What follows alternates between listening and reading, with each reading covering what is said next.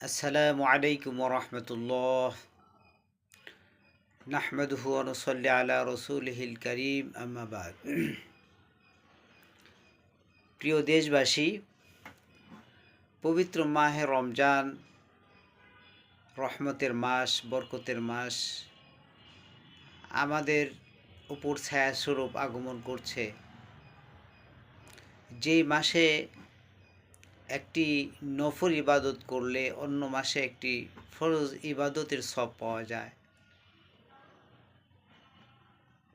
এই জন্য আমরা আমল করি, কিন্তু এই আমলগুলি আমরা যদি সুন্দরভাবে করি তাহলে আমাদের সব অনেক গুণে বৃদ্ধি পেয়ে যায়। কিন্তু আমরা অবহেলা করে, অলসতা করে এই সমস্ত আমল করি না, যার কারণে আমরা নামাজ কালাম পড়ার পরেও সবের দিক দিয়ে অনেক কম হয়ে যায়। যেমন কোনো মানুষ যদি মিসওয়াক করে নামাজ পড়ে, মিসওয়াক করে ওযু করে নামাজ পড়ে, তাহলে আল্লাহ রাব্বুল আলামিন 70 গুণ বৃদ্ধি করে দেন। অর্থাৎ মিসওয়াক করে ওযু করলে 1 রাকাত নামাজ পড়ার কারণে আল্লাহ পাক 70 রাকাত নামাজ পড়ার সওয়াব দান করেন। কিন্তু এটা আমরা অনেকেই করি না। তাই আমরা ওযু করার সময় অবশ্যই মিসওয়াক করব। মিসওয়াক করে ওযু করে বাসার থেকে মসজিদের দিকে রওনা হব, ইমানের সাথে, সওয়াবের নিয়তে, সওয়াবের আশায় ছোট্ট ছোট্ট কদম ফেলব। আর আল্লাহ পাকের সাথে, আজমতের সাথে আশা রাখব যে আল্লাহ, আমার প্রত্যেক কদমে কদমে তুমি আমাকে নেকি দান করো, আমার গুনাহ মাফ করো। ছোট্ট ছোট কদম ফেলে ফেলে যাব, দোয়া করতে করতে যাব, জিকিরের হালাতে যাব, গাফেলের সাথে যাব না। যাওয়ার সময় মসজিদে পা ফেলবো তো জিকির করতে করতে রওনা হব, আস্তাগফিরুল্লাহ আস্তাগফিরুল্লাহ লা ইলাহা ইল্লাল্লাহ মুহাম্মাদুর রাসূলুল্লাহ। এই সকল জিকির যদি পড়তে পড়তে যাই তাহলে দেখা যাবে আমাদের এই জিকিরের ওসিলায় আমাদের মান ও মর্যাদা অনেক গুণে বৃদ্ধি করে দেবে। আমরা যদি মসজিদে যাওয়ার সময় কালিমা তৈয়বাটা পড়তে যাই, যদি কেউ, আল্লাহ রসুল বলেন, যদি কেউ 100 বার কালিমা তৈয়বা পড়ে তাহলে ওই দিন তার চেয়ে বেশি সওয়াব অর্জনকারী আর কেউ হতে পারবে না।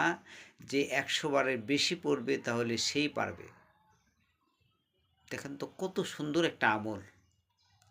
কিন্তু আমরা গাফলতের সাথে যদি আমরা চলাফেরা করি, এই আমল আমাদের জবানে হবেই না। আর যদি একটু খেয়াল রাখি, একটু আমল করি, তাহলে অসংখ্য আমল আমাদের আমল নামায় হয়ে যাবে। এই জন্য আমরা 5 ওয়াক্তে নামাজে অন্তত কালিমা তৈয়বা 500 বার পড়তে পারি।